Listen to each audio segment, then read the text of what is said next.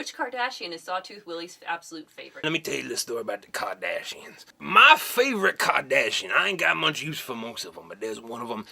They're ruthless and straightforward, and I really appreciate how they work, and they're named the Gold Ducat.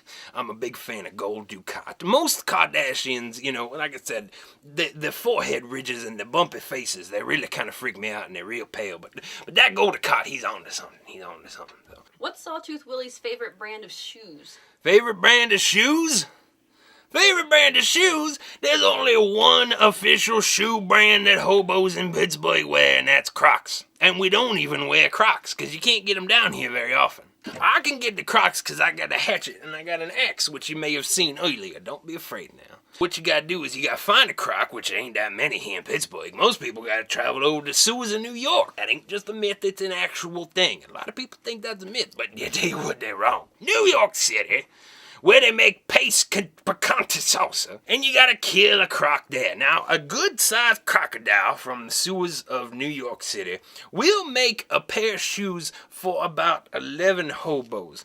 12 if one of them only got 1 foot, and that's if you're expeditious. On a side note, you don't ever want to eat crocodile sewer meat.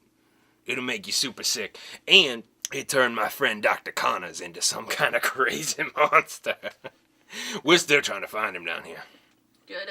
Okay, this is a visual question. Oh dear. Sawtooth don't see very well in his old age. Can you tell me what this is?